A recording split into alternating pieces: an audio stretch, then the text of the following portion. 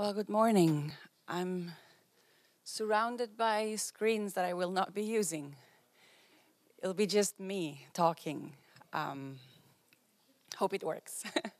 Hope it keeps you entertained as much as the screens and the moving images. So I was asked to talk about kids and schools and privacy and technology, which is not something that I've always been interested in. I don't like children that much. But then when I started working on technology, I realized that we have a problem. The amount of surveillance that we put children under, it's just unbearable. So I was looking at adult stuff, but I kept finding how oftentimes the rules and the limits that we have when imposing technology or surveillance practices on adults disappear when you're dealing with children. In a way, there's a terrible paradox in that children are so protected legally from surveillance and intrusion that in practice, they're not protected at all. So the legal limitations that we have on what you can do to children or with children seem to disappear in practice. And there doesn't seem to be anyone caring or playing an active role in limiting this. And so after my initial lack of care for children and young people, I developed this really great empathy for the experience that young people are having in relation to technology. And so I started working on what's happening around young people and focusing on schools, because the thickness of technology practices that happen in the school environment is just amazing. And the school is not a place that you go to because you want to. You go to school because you have to. So children have no option. They have to be there. And then when you start looking at technology practices in schools, and you realize that children are subject first to physical surveillance. Most schools have cameras, for instance, for the perimeter, inside, for the public areas. In the UK, some schools have cameras in toilets to see if children are smoking marijuana, for instance. That's the justification. So we're seeing more and more physical surveillance, which is often overlooked. I think we've gotten used to cameras and we don't see them as a problem anymore. However, if you look at the literature, there's really interesting things that we're finding. There was a study, which is quite old now, it was finished about 5 years ago, that looked at the experience of UK children in different settings. So they took two schools, one school in a rich area and one school in a poor area. They both had quite a lot of technology. And they said, the research question was, is there a difference in the way children perceive this technology? And they found that there's a massive difference. What they found was that rich kids thought that the cameras were not directed at them. They were for the employees, for the people working there, not for them. They felt nothing to hide, nothing to fear. I'm a normal society member. They saw themselves as non-threatening, and therefore they did not internalize the surveillance.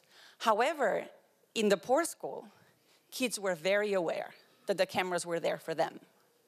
So the camera was not only capturing social processes and stigmatization processes, it was also reproducing them, reinforcing them, reminding children of their place in society through the use of technology.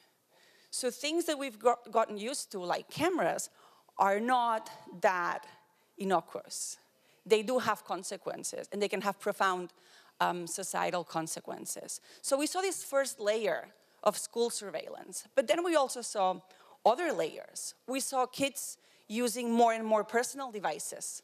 So they bring their own computer to school, they bring their smartphone to school, and they have no idea what kind of permissions they're giving to private providers when they download an app, when they use any of the phone or tablet or portable computer functionalities. No one's told them what the implications for their privacy may be.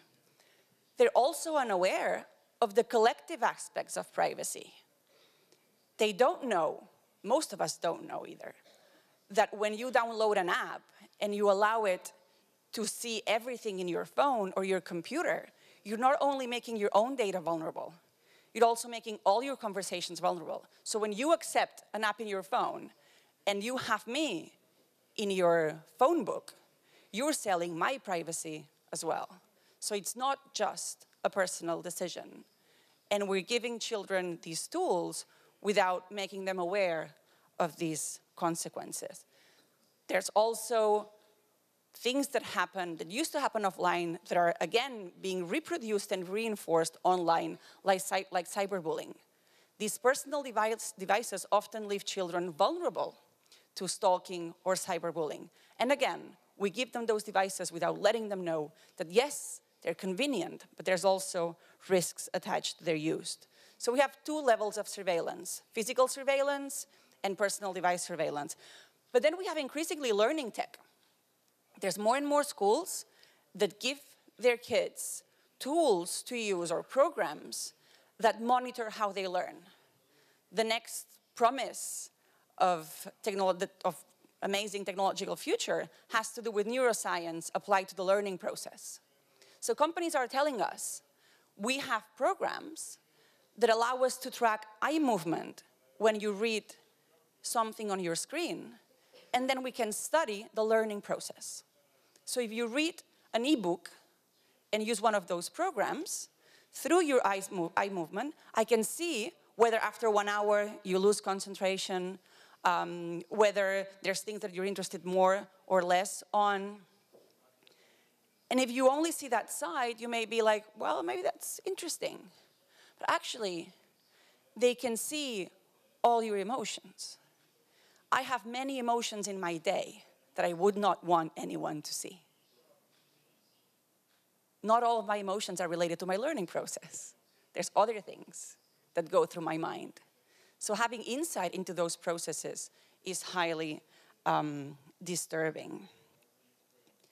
There's also programs that allow teachers to see whether you actually read the assignments. So if you open that assignment and how much time you spend on it. So the over-surveillance of kids is just amazing. We're not letting them develop themselves in a free environment like we were able to do. The very sad part of this story is that the ones imposing these technologies on young people did not have to go through these processes themselves. We did not have to go through these processes. We did not grow up in a world where every single movement we make is tracked, where every single thing we do becomes memory, and I'll talk about this later. Also, with these private operators, both in your personal devices and learning technologies, have an issue of control. What happens to that data? So, okay, you want to learn about how I learn? Fine. But then, who's using that information other than my teachers, other than my family, other than people that I know? What happens, and that's happened already, when one of the companies providing those services goes bankrupt and sells your data as part of the bankruptcy assets? What kind of control do you have over that? Zero. So 3 layers already of surveillance in schools: physical layer, personal device layer, learning tech layer, and finally, the administrative tech layer. Schools use a lot of data. Your grades, the payroll, everything they do, the activities. And before they would do that in paper, these days they use programs. We're finding that in more and more schools, the technologies being provided by the government are not good enough. And so schools are using Gmail, Dropbox, private providers to organize their information. That means that all your grades and all your comments from your teachers on how you grew up are up in the cloud for anyone to steal.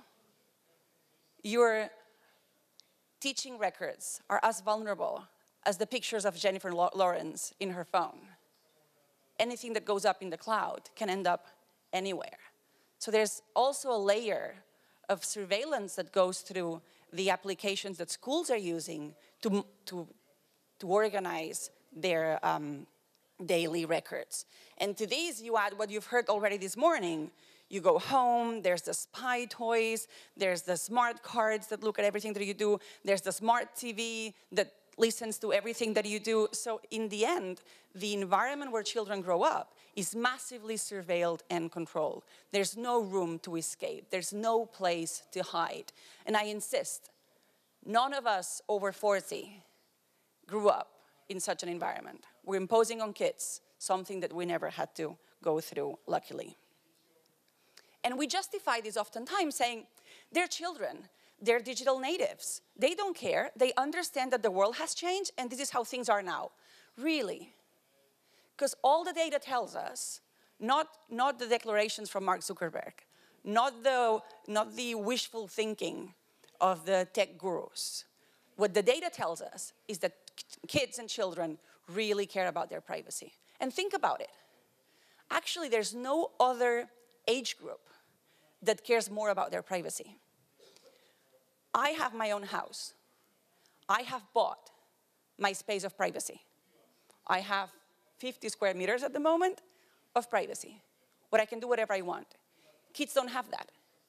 Kids have to steal privacy from other people's places, from their parents' house, from public space. They create spaces that they own. They're very territorial because they have not been allowed to buy private space. So they put signs on their bedrooms saying, keep out, don't come in. Kids really care about their privacy because they don't have any. So what led us to think that kids will not care about privacy? I insist, the data tells us otherwise. And we're also seeing younger kids learning from their siblings and being way more careful with what they do with their data. But not because we're teaching them, but because they're seeing their older brothers and sisters suffer the negative effects of this exposure to technology. So we see that there's a change in attitudes, and that maybe Mark Zuckerberg said that in the future there will not be privacy. Maybe there'll be way more privacy in the future. All these processes have consequences. One of the consequences that I'm more concerned about is that for the first time in history, forgetting is more expensive than remembering. In the past, if you wanted to remember, you had to take pictures or videos and go to the shop and pay quite a lot of money, if you think about it in today's terms, to get those pictures, for instance. You had your Kodak camera and you took pictures and then you had to pay. So it was expensive to generate memories. If you wanted, in the ancient times, if you wanted to keep something, you had to manually write books. If you wanted to reproduce the earlier books, it was very expensive to make knowledge fixed. Today, what is expensive, what is difficult, is the opposite. How do you delete all those things? And for young people who are finding themselves, trying to find out who they are, forgetting is very important. Being able to reinvent yourself, to make mistakes and grow out of them, is part of how we build who we are. All of us who are adults now have had the chance to do that without being surveilled, without having videos of every single party where we got drunk. Young people don't have that privilege. Young people will have to look back every single time they do something of importance, thinking, will there be images or traces of what I've done before that will affect my chances of achieving this thing that I want now? And this thing that you want now can be a job, can be a political position, can be anything. You will never have peace of mind again. And that is really, really troubling to me. There's also the illusion of choice. There's this promise with technology that, yes, there's surveillance, you have no privacy, blah, blah, blah. But look at the world of possibilities that the internet provides. All of a sudden, the whole world is at your fingertips. Really? If we really wanted the whole world at our fingertips, we would not be so passionate about profiling and targeted advertising. What the internet is doing these days is trying to learn from us to limit the world in which we live in. I'll give you an example. When you use Google Maps, you know that Google Maps or any map application, your phone uses your past behavior as a predictive of future behavior. That has possibilities, but also has limits.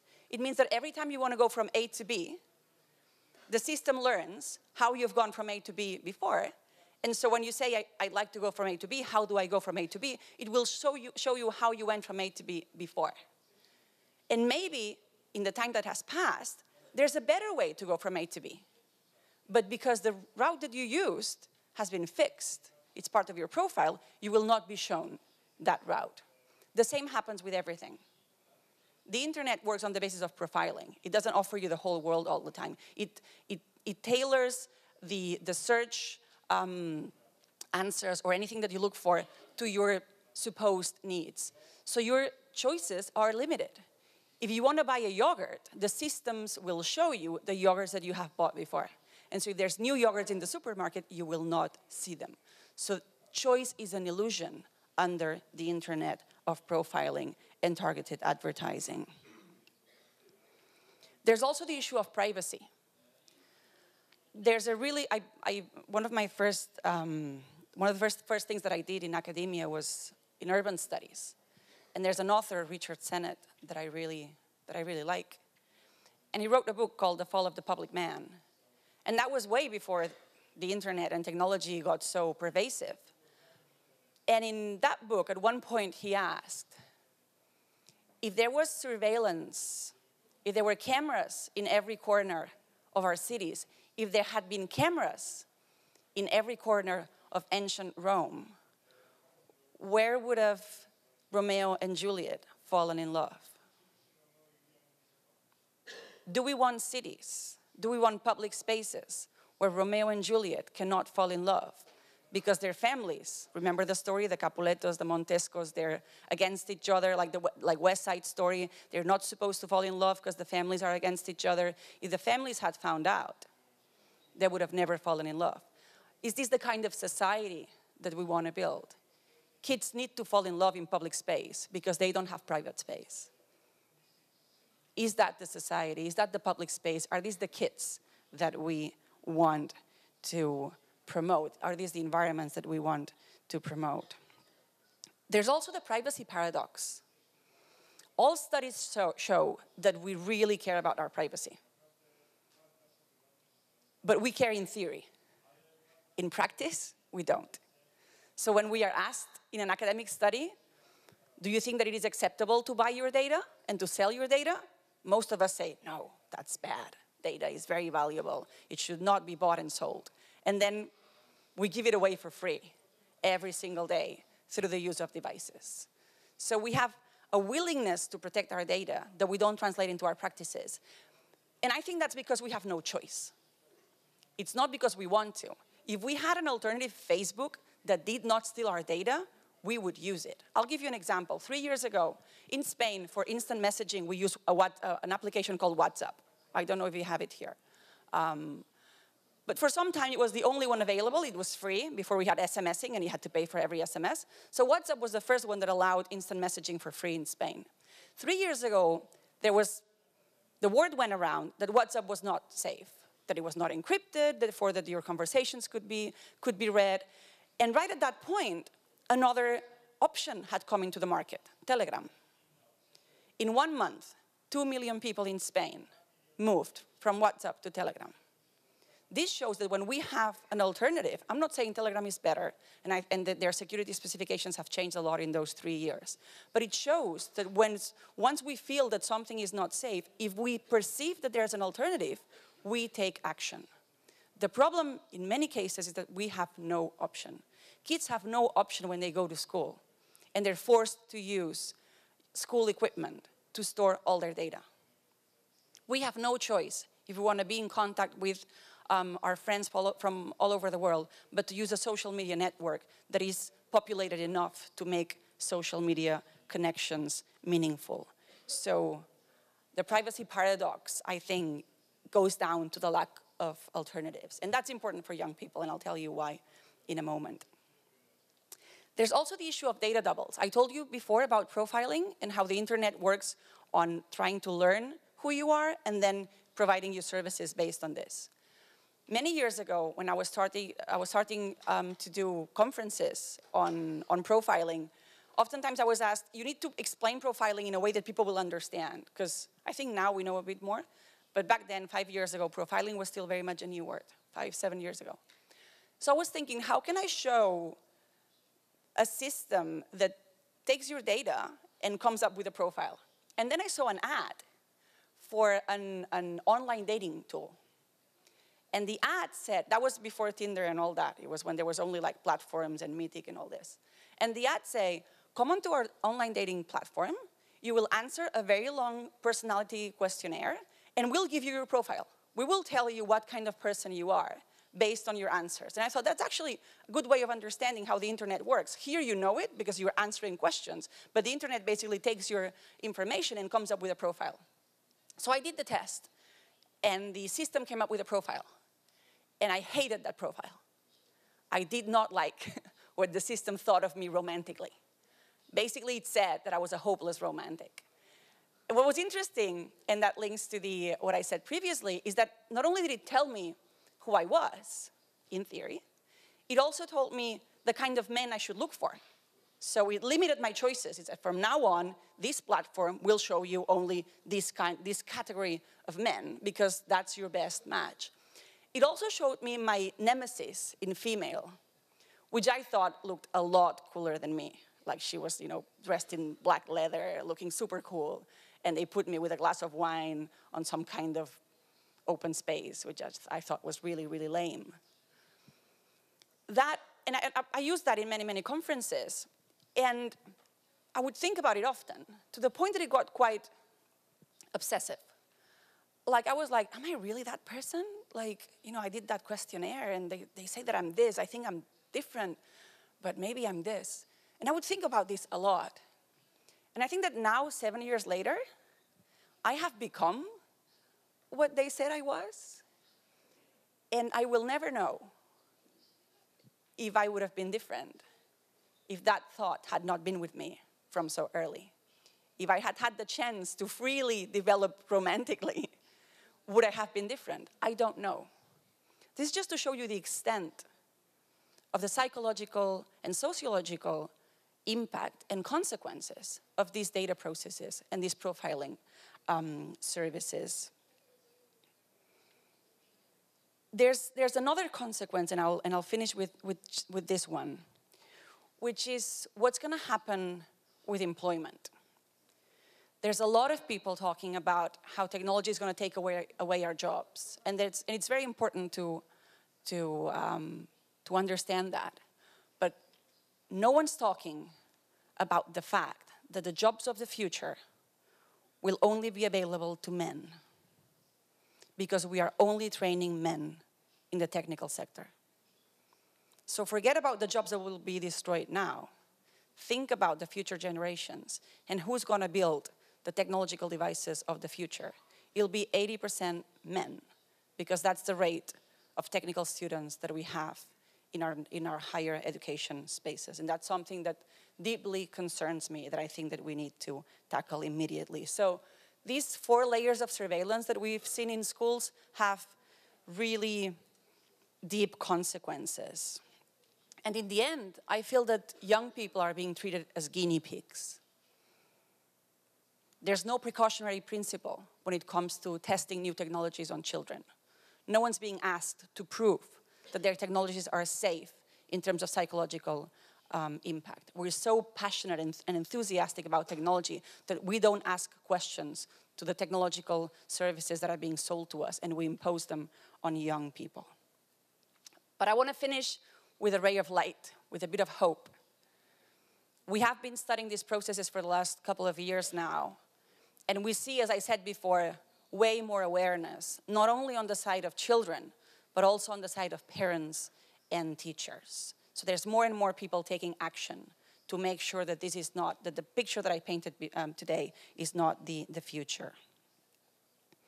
And the research data shows us that there's an increasing change in behavior among young people and society in general when it comes to privacy. But change is not easy, because as I said before, we have no alternatives. So even if our awareness is raised, even if we realize that we don't want these negative consequences, we don't know where to turn to. We don't know what technologies to buy. We don't know what to use, because basically we've created a technological environment and an internet that is based on surveillance and profiling and not on freedom and upholding of individual and community rights. But I think that you, young people and not so young people, can be the developers of the future. I said that in the future we'll only have men developing technology. We can change that. There's still time to change that. We can make sure that girls can go back to technical training. We can also complain. Older generations have had the labor rights movement, the movement for the rights of women to vote. We had sexual liberation. What about making data rights the civil rights of the 21st century? What about understanding that data is a valuable thing that we have and something that we want to protect and use for the common good and not for private profit? In the meantime, until we get to this fight for your data rights scene, what you can do is get smart. In the same way that when you go and buy something, you know if they're ripping you off. If they want to sell you something that costs 10 for 20, you know that's not worth it, and so you don't buy it, right? Do the same with your data. If you are asked to provide your data to get a discount at a store, you want the discount, they want your data. What data do you need to provide to get the discount? If they have to give you a card, you probably only need to provide your address for them to send you your card. You can sabotage all the other information. Make it up. Invent. They don't need the rest of the information, but you need to get smart. You need to understand how data processes work, and you need to act like an aware consumer when you decide to buy or not buy things because they are too expensive. If you want to access a discount, provide just the information that is useful to you and not to them, and just invent. When you go shopping and they ask you for your zip code, which they do all the time, make it up. They want your name for a discount card. They don't need it. They're not going to match your name to the piece of chicken that you're buying. You just need the card. Get the card and walk away and sabotage their profiles to make sure that the society of data doubles that they are building is really, really, really bad. And therefore, that they need to keep coming back to the real society to understand how social processes work. So get smart, sabotage the data environment until we control it, and start developing a movement to fight for digital rights. Thank you.